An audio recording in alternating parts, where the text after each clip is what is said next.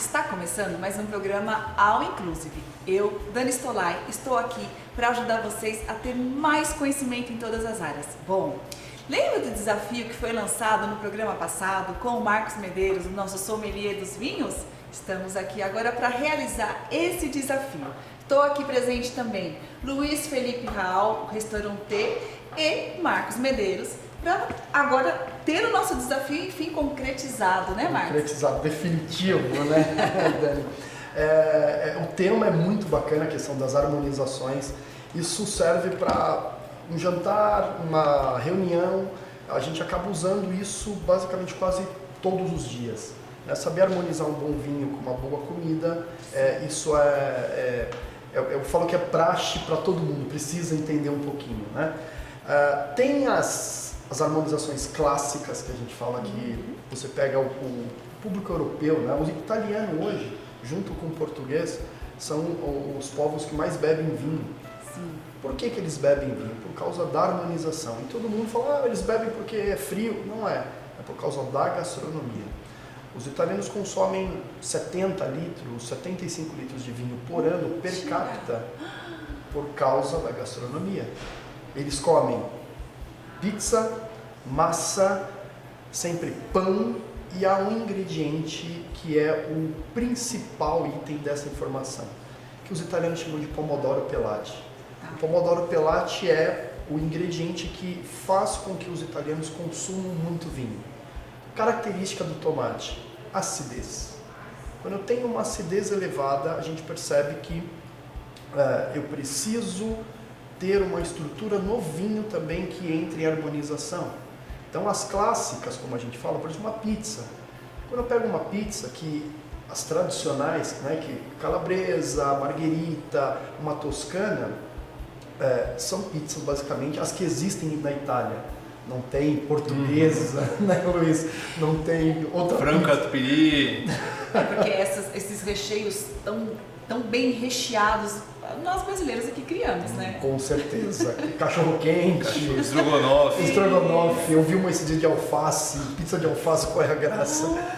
Mas enfim, então as clássicas que têm essa estrutura do tomate como predominante, o vinho italiano harmoniza perfeitamente. Então, eles têm uma preferência, então, do vinho para eles, é isso? é uma coisa típica, né? Eles têm basicamente 3, 4 uvas que a Itália toda consome. Por exemplo, se eu pegar o centro, que é a parte principal onde está a Toscana, onde está a Lombardia, eles usam a Sangiovese. A Sangiovese é uma uva totalmente italiana. Não tem como falar, eu vou tomar um vinho italiano e Sangiovese não está presente. É a uva dos Brunelos, dos Rossos, dos Chiantis. É uma uva muito emblemática na Itália. Então, para eles, é aquela tradição. Pegar uma macarronada da mama que vai tomate, pomodoro, manjericão, uma massa fresca e Sangiovese servido na jarra ou servido em garrafas que não tenham rótulos, porque é uma cultura para eles. E eles consomem justamente isso, porque a textura do tomate, que é ácida, faz uma harmonização perfeita com a Sangiovese, que é uma uva tinta, leve, ácida. Quando você faz essa harmonização, eu digo que é um perigo, porque a sensação de prazer é melhor e você vai comendo mais e bebendo mais. Quando você acerta na harmonização, tem esse agravante, vamos dizer assim. Então esses são os clássicos, né? Como por exemplo uma pizza e um vinho Sangiovese, ou até a Montepulciano também. Eles usam muito a Montepulciano, que é em Abruzzo, que é uma uva muito clássica, você não erra. Vou comer uma pizza, vou comer uma massa, vou comer uma bruschetta, que é pão com tomate. A Sangiovese ou Montepulciano sempre estará presente. Eles têm Nero d'Avola, tem as uvas mais para o norte, como a Nebbiolo. Então, a Itália em si é uma região para ser estudada na enologia mundial, porque eles comem muito e bebem muito vinho. Os franceses, não precisamos falar, né? Os franceses são clássicos, aquela tábua de queijos, que há um certo contraste aqui com o Brasil. O brasileiro sempre pega o queijo para o início da refeição. Os franceses é o queijo no final da refeição. Eles comem, entrada, prato principal, sobremesa e depois vem a tábua de queijos. Após a sobremesa ainda? Após a sobremesa. Que interessante. E é muito comum eles usarem os queijos mais fortes, que daí os queijos mais pesados, Roquefort, Gorgonzola, aqueles queijos mais curados, tem mais sabor, com um vinho de sobremesa, porque daí entra em uma harmonização que a gente chama por contrastes, doce com salgado. O vinho muito doce harmoniza perfeitamente com esses queijos mais fortes. Então, se pegar um primadonna, um próprio parmesão, colocar uns fios de mel, ou alguma coisa bater, alguma geleia de damasco, alguma coisa, vai super bem com um vinho de sobremesa. Olha que coisa engraçada. Os queijos mais clássicos, mais leves, né? Mussarela, Gruyère, Gouda, esse precisa de uma acidez. Tá. Então, quando a gente tem vinho branco, que daí a gente coloca uma acidez, ele vai contrabalancear, e a sensação de, eu falo de prazer, é muito boa, porque você percebe a gordura do queijo com a acidez do vinho branco, a gente percebe que há esse contraste, e é engraçado. Todo mundo fala assim, é só comer e beber? Eu digo, não.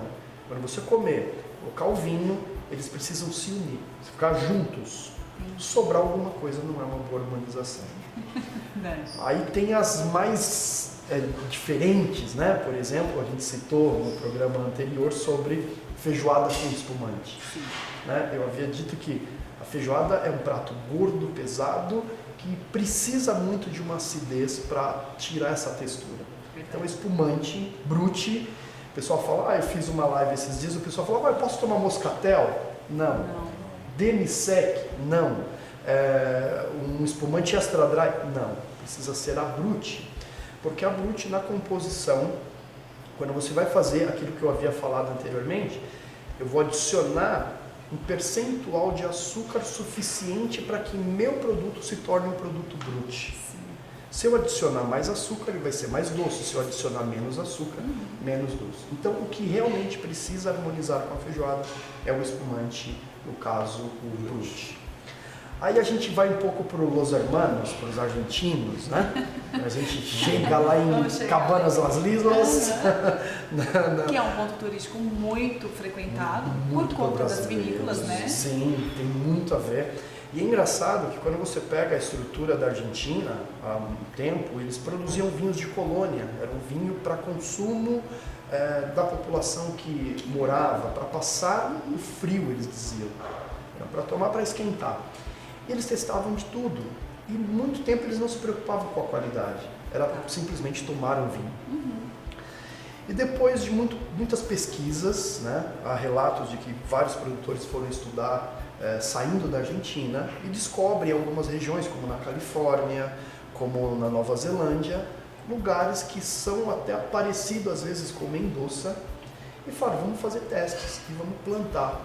E houve muita briga entre pais e filhos, porque os pais queriam inovar essa enologia tradicional, que era mantida só por vinho de colônia, e colocar um vinho comercial e um vinho que teria um apelo. E eu sempre cito um tema que é identidade.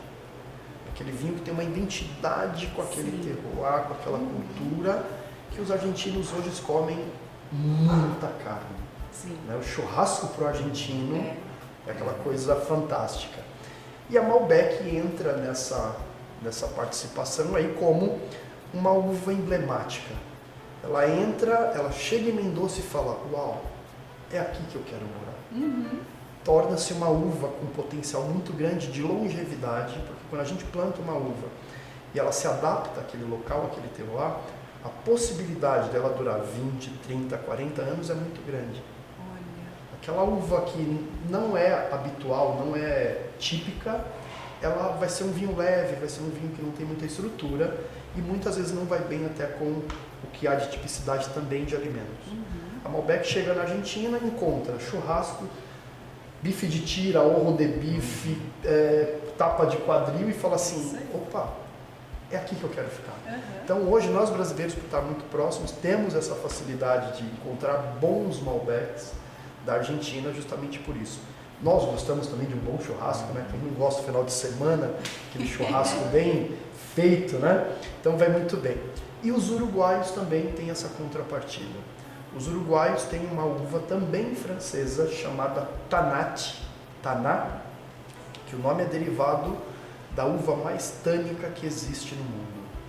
ela é tanate de tanino, então é a uva mais pesada, mais encorpada, mais longeva, mais dura, que os uruguaios também usam muito para harmonizar com os pratos, que basicamente o churrasco, né, a parrilhada do uruguaio, que vai tudo na parrilha e vem tudo e eles tomam com a taná. E eles falam que no Uruguai, para cada habitante, há 4 vacas. Você imagina, né? Como será? É muita É carne. muita carne, é muita carne. Mas cada habitante, a população, você tem 4 vacas, ou seja, mais vaca do que população. E a taná cai muito bem com isso, né? Então eles têm essa particularidade. E depois a gente tem as clássicas, né? Por exemplo, a gente tem, além das clássicas, aquelas mais tradicionais, como por exemplo, carne de porco. É uma briga que o pessoal fala, é uma carne branca, mas o que eu harmonizo, que tipo de vinho? Eu digo que um prato, quando ele está sendo feito por um chefe, ele é um quadro, ele é uma pintura. Eu posso preparar um prato e 5 chefes serão totalmente diferentes. Verdade. Então, às vezes é uma pincelada, um detalhe, um toque, né? um detalhezinho bem pequeno que vai fazer a diferença. Então, quando eu coloco, por exemplo, carne de porco, existe um prato muito tradicional, né, em Portugal chamado porco à bairrada, né, que é um porco, como se fosse um porco à pururuca nosso, porém é um porco preto, né, que é o porco ibérico, que é o mesmo porco que é usado na Espanha para se fazer o jamón. Então, quando eles têm esse porco, que é um porco escuro, a carne é bem densa, eu preciso de um vinho tinto para harmonizar com esse porco. Eles, no caso, eles usam muito a baga. A baga é uma uva que foi quase extinta, e aí surgiu essa informação de que, opa, nós temos a baga aqui, vamos fazer o teste. É a uva perfeita para harmonizar com carne de porco. Temos também o clássico da Espanha, né? Você chega para um espanhol e diz assim, o que tu vai comer? Se você falar mal do presunto deles, haverá uma briga com Acabou, certeza. fechou o tempo. Porque eles comem jamón, presunto cru no café da manhã, que é uma carne crua, vamos dizer assim. Então, para o espanhol, eu falo que há 2 pratos espanhóis que são bem tradicionais. É o jamón serrano e a paella. A paella, né, de frutos do mar, que vai o açafrão, que é um tempero bem forte, precisa de um vinho pesado. Eles têm uma uva que é a única uva que se adaptou ao jamón. E a paella é a tempranillo, que é uma uva colhida antes, porque ela fica muito madura, e é uma uva pesada também. Então, quando a gente pega assim, vou num restaurante espanhol, eu posso pedir uma Malbec? Eu falo, não. Você vai fugir um pouco do contexto, né? Vou numa pizzaria, eu tenho um amigo que é fissurado por Malbec, ele fala que é a melhor uva do mundo para ele. Claro, ele ama churrasco, mas eu pergunto, você come churrasco todos os dias? Você não come macarronada, pizza, você não come isso? Exatamente. Então, às vezes, eu tenho que deixar um pouco de lado o meu gosto. Isso eu aprendi muito em um restaurante. Eu queria sempre vender o que eu mais amo, que é a uva que eu mais gosto. Sim. Só que eu não sabia do gosto das pessoas. Então eu vendi uma uva que era minha, que eu harmonizava perfeitamente, sabia harmonizar, e eu falava, gostou? Não. Por que você não gostou? Porque não é meu gosto. Então quando eu fui aprender isso também, me deu uma bagagem muito boa, porque eu pergunto, Luiz, o que você gosta de comer? Eu gosto de comer carne. Automaticamente as uvas que não bem com carne, Dani, eu tenho que tirar. Dani, o que você come? O que você gosta de comer? Automaticamente o vinho já vem com essa harmonização. E a sensação de prazer é maior. Então, fala que as harmonizações que a gente faz no dia a dia, né? Um amigo meu falou arroz e feijão. Eu falei, Coca-Cola. Porque é difícil, né? Se a gente pegar a estrutura do prato brasileiro, né? Arroz, feijão, bife, batata frita. Mas isso é uma curiosidade, né? Muitos restaurantes eu observo muitas pessoas pedirem vinho antes mesmo de escolher os pratos. Sim. E esse é um erro que a gente comete com muita frequência, eu fico observando nas mesas, né? Sim. E eu não sei, Marcos, também, o vinho que a gente pediu para o prato principal, o Luiz pode me esclarecer até isso também aqui no restaurante, porque o vinho que a gente pede para o prato principal, será que ele harmoniza também com as entradas e depois com a sobremesa? É uma dificuldade muito grande nisso, não é? Aqui, Dani, já que você tocou no assunto, a gente costuma fazer uma entrevista com o cliente. Então, cara, o que você me sugere? Você já sabe como comer? Não sei ainda. Então, quer escolher o vinho primeiro ou quer escolher o prato primeiro? Ótimo. Ah, não sei, vamos escolher o peixe? Então vamos comer o peixe? Então eu vou sugerir uma entrada mais leve, não pode ser uma entrada que vai agredir o paladar, e aí o peixe já vai ficar apagado. Então a gente vai contornando, vai conduzindo o cliente para que ele tenha uma experiência que às vezes nem é o que ele gostaria, não é o que ele veio idealizando, mas a gente consegue trazer uma experiência muito mais prazerosa do que se deixar ele por conta e escolher os pratos e vinhos que não vão casar entre si. E depois ele não vai ter essa sensação, né, essa sinergia de bebidas e alimentos que vai trazer com que ele tenha um prazer muito maior. Então a gente tem que ter um jogo de cintura. Né? Você vê que, assim, gente, aqui no restaurante da Ana Joana, o Luiz Felipe, ele que comanda bastante aí essa parte dos vinhos e gastronomia, tudo. E eles tomam esse cuidado, né? Que eu acho que todo restaurante deveria tomar. É muito comum você sentar no restaurante, eles vêm carta de vinho. Em primeiro lugar, mas como que eu escolhi um vinho? Se eu não sei ainda qual é o meu paladar para aquela noite ou para aquele almoço, né? Sim, isso é muito comum, porque as pessoas pensam assim, na verdade é uma pesquisa que eu peguei a recente, para que eu faça com que o meu cliente se sinta bem, ele precisa ter 4 vértices de um quadrado, formar um quadrado. Primeira informação que a pessoa sai de casa pensando é em comer. Eu vou lá porque o Luiz tem um peixe maravilhoso. Exato.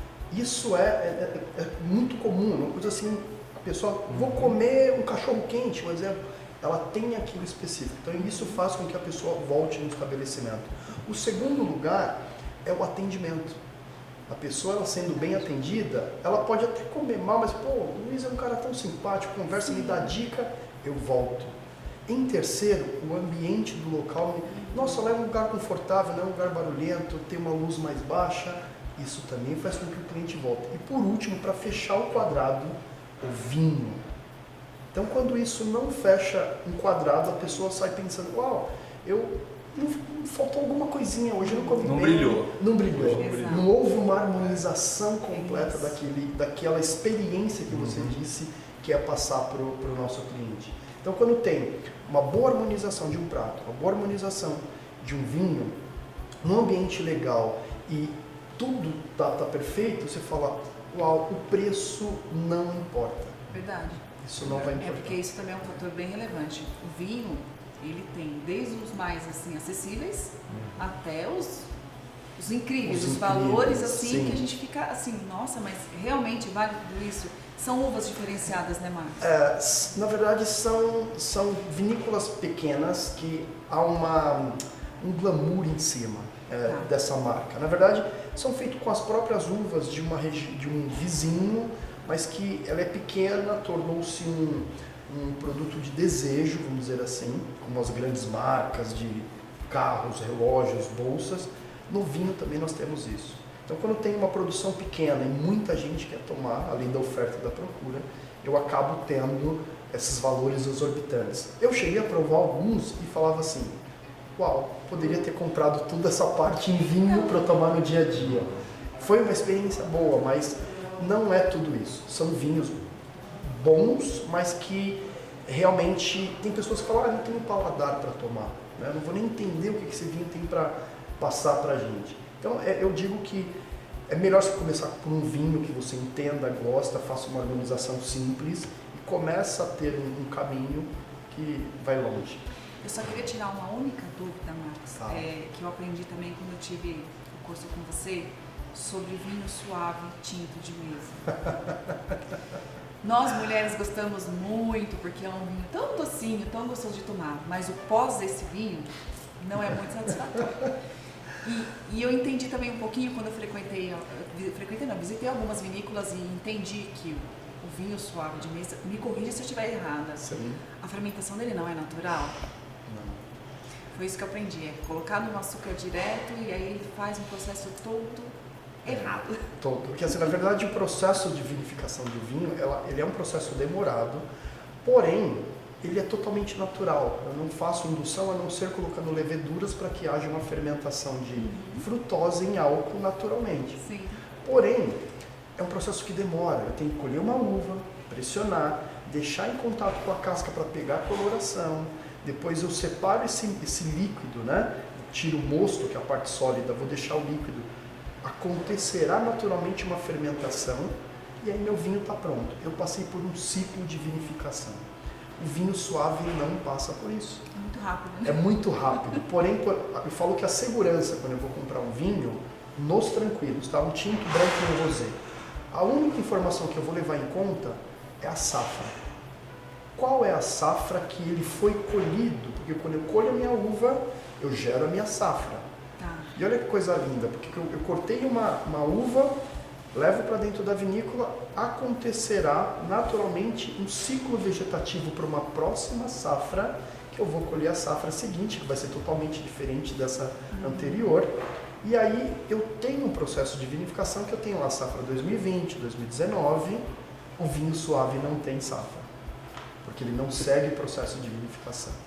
Então, muitas vezes adicionado açúcar, é adicionado às vezes um álcool artificial, corante da cor do vinho suave artificial. Então tem umas regrinhas. E dia seguinte te resta uma super dor de cabeça. Tem muita gente que fala, tomei um porre de vinho para nunca mais. Então. Aí eu falo, mas qual vinho você tomou? Ah, foi um vinho assim que ainda eu peguei um abacaxi, um leite condensado, fiz um drink e fiquei ruim. Meu Deus. A culpa é do vinho. E a culpa é do vinho, né, Luiz? Aí tem essa contrapartida. Bom, Marcos, a gente está aqui com o Luiz Felipe porque ele tem 3 pratos incríveis aí daqui do restaurante para a gente conseguir fazer uma harmonização fantástica aqui, ó. Vamos fazer o desafio que está lançado. Vamos finalizar ele hoje. Opa, nós vamos finalizar. Luiz, só fala os 3 pratos quais são pra gente no próximo bloco a gente fazer ao vivo aqui como que vai ser. Combinado. A gente vai fazer a pescada, é uma pescada do chefe, que ela vai empanada com um risoto de abobrinha. Na sequência temos um risoto de cogumelos, que são 4 cogumelos selecionados, shiitake, fungo, portobello e o cogumelo Paris. E por fim a gente vai ter um ovo que ele vem com capelline, com rúcula, tomate seco, tomate cereja e um alho laminado, esse prato de vinho. Isso é muito legal. Bom, eu acho que a gente tá com um programa excelente. Hoje tá gostoso, hoje tá gostoso. Bom, gente, vocês aí de casa, não sai daí. Continua assistindo, porque no próximo bloco vocês vão ver a harmonização perfeita, vocês vão entender a diferença. E eu espero que vocês façam em casa, porque dá muita diferença. Não sai daí, a gente volta já. All Inclusive, volta já. Você aí, já pensou em morar ou investir na Flórida? Nós, do programa All Inclusive, juntamente com a Hard Mortgage e Podium Realty Group, nós estamos aqui para te ajudar. Vamos fazer um programa totalmente voltado para você que tem essa intenção de morar nos Estados Unidos ou investir no imóvel lá. Você não vai querer ficar fora dessa, né? O pessoal lá de fora, logo mais, vai estar sentadinho aqui, ó, comigo, para tirar todas as dúvidas que vocês têm. Dani, será um prazer estar contigo e com o teu público para mostrar o que temos de melhor aqui na Flórida. Essa oportunidade você não vai perder, né? Dani Stolay, será um prazer participar do seu programa e trazer conhecimento de como você pode financiar um imóvel aqui nos Estados Unidos. Um outro estilo de vida, você não vai deixar passar essa oportunidade, né? Vem comigo!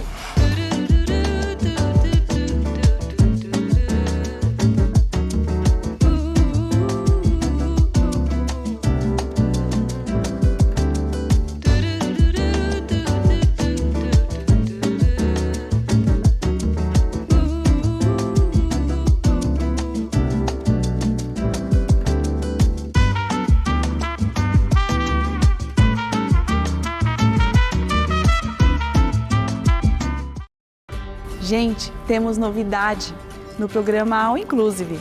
Agora temos um parceiro, Café do Ponto. Eles, que desde 1954 vêm fazendo história pelo Brasil inteiro. Eles têm a arte de fazer um bom café. E eles vão estar aqui no quadro Um Papo e um Café. Quer saborear um bom café do ponto? Vem comigo!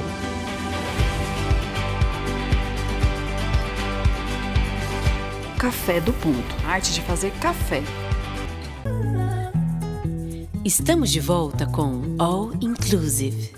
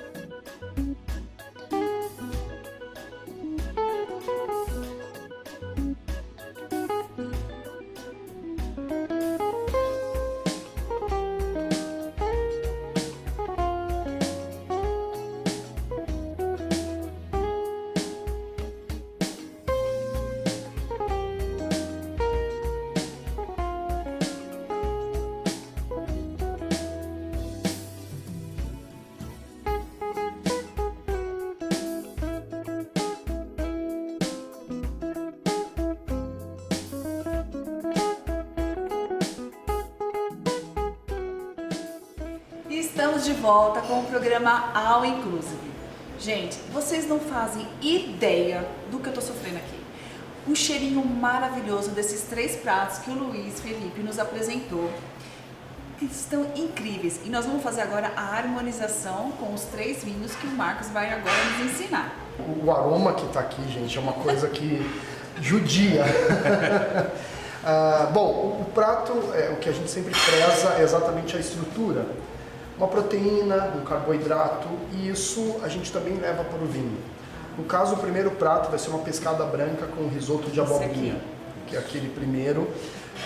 A textura do peixe em si, ela não é uma textura tão gordurosa, tão pesada, então necessariamente a gente pode servir até um rosé para esse prato, por causa do arbóreo, por causa do risoto, tem uma composição um pouquinho pesadinha, mas enfim, a proteína principal vai muito bem com vinho branco. Ele tá empanado aqui, né, Luiz? Mas ele não foi na fritura, viu, Não, gente? ele não tem é um segredinho aqui, né? Esse aí ele foi só empanado na farinha de trigo. Legal. E ele é quase grelhado na panela, na frigideira, com um fiozinho de azeite Fiozinho só. de azeite, olha, fica E dá essa incrível. crostinha, não fica encharcado e fica muito saboroso.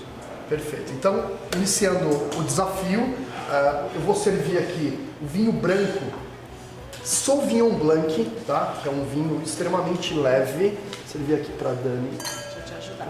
Aqui, obrigado. Olha a cor dele, é A incrível, cor do né? vinho Olha que é linda, sensacional. O que a gente percebe na estrutura do vinho branco? Por não ter contato com a casca, ele não terá taninos. Porém, o que a gente vai evidenciar será sempre a acidez. Dani, pode fazer as honras aí, começar O os correto é sempre a trabalhos. gente primeiro provar o prato antes de experimentar o vinho? O certo é o vinho primeiro. O vinho primeiro. O Vamos vinho. fazer conforme as regras. Vamos lá. Saúde? Saúde.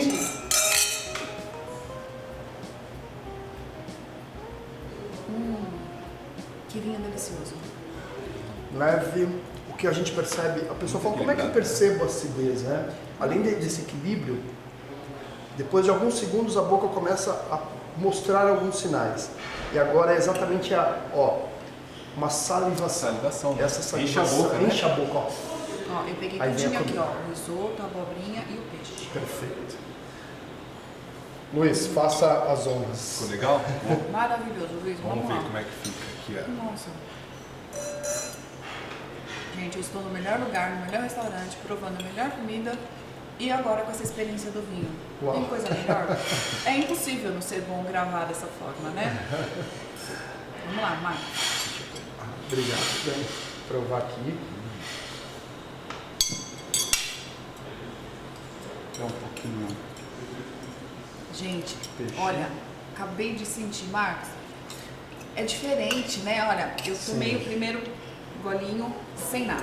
Exato. Você sente de uma forma. Sente, Luiz? O casamento agora muda. Casamento. A hora que você põe a primeira garfada e logo em seguida experimenta Coloca o vinho, é isso. outro sabor. Essa textura do prato que a gente havia comentado é exatamente quando a acidez do vinho, que naturalmente sozinho ele aparece, mas com o prato ela precisa desaparecer.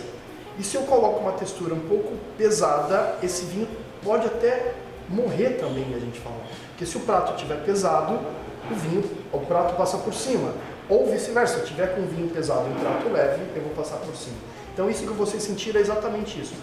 O vinho em si tem uma textura, o prato tem uma textura, mas os dois juntos precisam. É a harmonização perfeita. Farei agora, deixa eu Faça, ver. Marcos, gente, é incrível mesmo. Eu tô deixando minha produção aqui, gente, vocês não têm ideia. Enlouquecidas, tá? Tem gente falando aqui hoje até que tá sentindo o que um cachorrinho sente quando tá com vontade de comer e a gente não dá. Porque, gente, é incrível, vocês precisam fazer isso. E depois nós vamos fazer o teste também do inverso, né, Marcos? Sim. Do vinho errado com o prato. Ou o prato errado com o vinho certo. Ou a harmonização errada. É porque o prato não seria. E quando a gente faz a textura dos pratos, né? A gente pega um prato pesado e coloca um vinho leve, só vai sentir prato. E não é isso uma boa harmonização. E vice-versa, quando eu sinto só o vinho, eu falo, não, tá faltando alguma coisa. E aí não é uma sensação de prazer. Maravilhoso. Maravilhoso? Vamos pro segundo, Podemos para o Marcos? segundo. Será o risoto, né? Esse é um risoto. Ele vai harmonizar com que tipo de vinho? Então, aqui a gente brinca com a textura dos cogumelos, né, que a gente fala. A textura, o pessoal fala, lembra até um pouco uma proteína, né, a questão do risoto. Mas é um prato médio para leve, né, de médio para leve. Deixa eu servir aqui, a gente vai servir com um rosé francês, que é um tourmaline, é um corte. Então ele tem uvas na composição, né, deixa eu servir aqui o Luiz. Dá uma dica da água, Marcos? Opa, sempre bom limpar um Tomar pouco, uma né? aguinha entre um vinho e outro. Para fazer essa limpeza. É incrível. A harmonização, né? É incrível, gente. Muda o sabor do prato, muda o vinho, né? Você prova o vinho sozinho. Luiz, prova. Marcos, prova. Porque a gente tem que fazer a harmonização. Esse vinho tem um mineral mais acentuado, né? Por ter contato com pouca casca, ele aparenta essa referência do mineral, um pouquinho mais estruturado, um pouquinho mais encorpado, coisa que não havia no branco. A acidez, obrigado. Nossa, é incrível. Incrível, gente. É uma experiência muito legal da gente fazer, né, Luiz? Eu acho que a gente vai mudar muito a nossa concepção de como tomar um bom vinho e saborear um bom prato. Porque a concepção é outro prato, parece que você está tomando vinhos diferentes. Toma ele antes do prato, depois você toma ele depois do prato. O que tinha de excedente, às vezes, de uma acidez um pouco maior, Ele equilibra. Né? ele equilibra, vira um negócio plano, assim, fica É muito legal. comum vinhos valorizarem pratos e pratos valorizarem vinhos, por causa dessa harmonização. Perfeito, é essa a definição. Você toma um vinho, eu tomei um vinho sozinho, mas você tem na harmonização daquele vinho, uau, eu vou tomar pro resto da minha vida, porque ficou super agradável. Então Verdade. tem muito isso em comum. Esse vinho, então, vamos falar um pouquinho dele, Marcos? Vamos lá. Um tourmaline, que é um vinho francês com corte de 2 uvas. O que a gente percebe aqui? A textura, basicamente, ela é quase um vinho branco. Ele tem um pouquinho de acidez, porém, ele aumenta um pouquinho o corpo, que a gente fala que é a densidade, né? Tem a água, o branco, o rosé, a gente percebe que ele tem um peso maior. Com o prato é a mesma coisa. A gente sobe um pouquinho a textura do prato, porque a gente estava com risoto de abobrinha leve, uma carne, uma proteína leve, e aqui a gente já sobe um pouquinho. Então, a textura do cogumelo, dos fungos, né, a gente percebe que ficou um pouco mais pesado. Se eu coloco com um vinho branco, haverá um contraste do risoto que vai passar em cima do vinho branco. Então a gente tem que tomar esse cuidado. Qual outro prato harmonizaria bem com ele também? Com o rosé, É. eu diria que alguns risotos como tomate seco, Tá. um risoto que tem uma acidez um pouquinho elevada. Eu diria que pro rosé, eu sempre brinco com isso, o pessoal fala, mas não dá muito certo. Carnes que não tenham contato com osso e nem com gordura. Caso o nosso tradicional filé mignon, Olha aí. ele é uma carne muito macia, mas o molho é que vai dar textura para o filé mignon. Exato. Então, esse vinho até iria bem com o filé mignon. Ou um filé de frango grelhado com uma salada bem perfumada. Então, a textura do prato sempre vai ditar a textura do vinho. Uma carne grelhada com uma saladinha, perfeito para esse vinho aqui Ah, também. incrível. Incrível. Deixa eu ver, legal. Vamos para o Excelente. terceiro. Vamos pro terceiro, que também está lindo. É um dos pratos meus aqui do restaurante preferidos. Que é uma massa, Ana Luiz. Fala um pouquinho pra gente. Esse aqui é um ovo de bife, ele é grelhado. Aqui vai uma manteiguinha de ervas. E aqui é o capelline, ele vai puxado no azeite, com rúcula, tomatinho cereja e vai um alho laminado. A Dani não gosta muito do alho, mas a gente teve Não, mas que... essa mistura, ela fica perfeita. A gente manteve o formato tradicional do prato, até para poder Sim. trazer uma harmonização mais fidedigna. Sim. Qual é o vinho que vai aqui, Marcos? Bom, aqui a gente, como eu disse, aumenta a estrutura do prato. Nós temos uma pasta, acidez, uma folha, que é uma rúcula, que é bem saborosa, mas em contrapartida a gente tem uma carne praticamente argentina, orro de bife, né? O olho da textura do Bife ancho. bife ancho, né? Então, isso a gente já percebe que tem uma textura em corpo. Se eu colocar o branco ou o rosé, certamente esse prato passa por cima desses dois vinhos. Então, o ideal aqui seria uvas pesadas, como a Cabernet Sauvignon, uma Malbec, uma Taná, porque a textura do prato em si pede essa harmonização. Nós vamos servir com um Cabernet Sauvignon do Cantágua, que é um Cabernet Sauvignon clássico, que a gente diz, que é na verdade uma estrutura de vinhos. A cor do vinho já me diz isso, Daniel. A cor dele. É escura. Quando a gente encontra essa informação no vinho, a gente percebe o quê? Uma cor escura está dizendo o quê? Eu tive muito contato com a casca, eu tenho uma boa persistência e eu sou um vinho encorpado. Marcos, mas eu encontrei um vinho rosé clarinho. Um vinho tinto clarinho. Significa que a textura dele é leve. Pode ser um Pinot Noir, uma Sangiovese, que daí a tendência é para pratos só que tem acidez, como uma massa, um molho. E aí tira a carne nesse caso. Aí tira a carne nesse caso. Entendi. Bom, gente, vamos lá.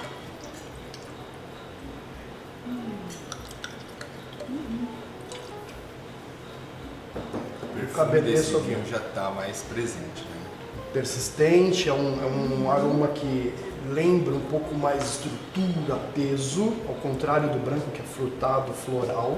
O rosé é a mesma coisa, mas aqui por ter contato com a casca, ele recebe uma informação muito forte, ou seja, os taninos, coisa que não havia. A gente percebe que ele é encorpado na taça, na né? taça.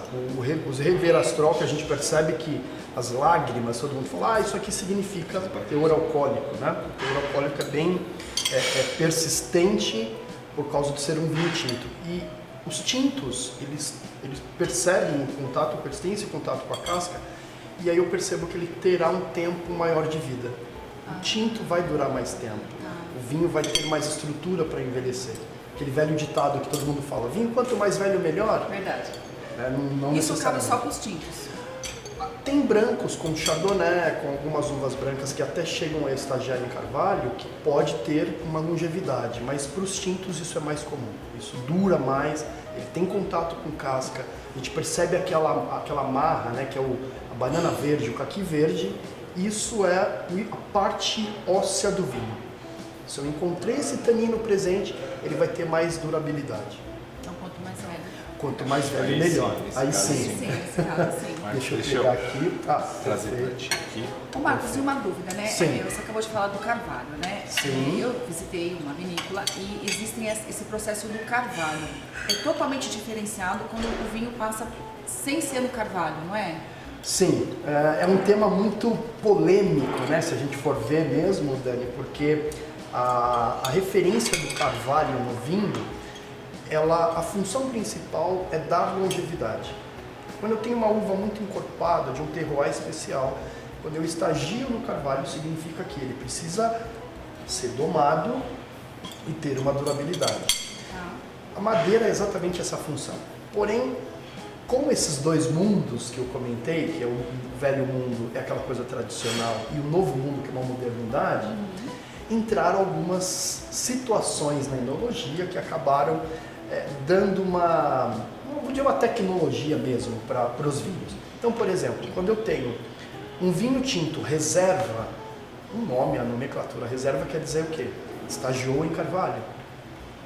Gran reserva, mais tempo em carvalho. E mais longevo esse vinho será. Então isso para os franceses, para os espanhóis, para os portugueses, eles levam isso à risca. Então, quando falamos em reserva, é porque ele estava no carvalho. Permaneceu no carvalho. Ele foi feito naquele processo de 1 ano de vinificação, só que ele é um vinho muito encorpado. Eu estagio no carvalho, fazendo com que, estagiando no carvalho, o valor dele tenha um acréscimo bem significativo. Porque um carvalho desse, em média, estamos com quase de $1.000, $1.500. A maioria das vezes são exportados, né? São exportados. É só francês ou americano. Os dois carvalhos podem ser utilizados na enologia.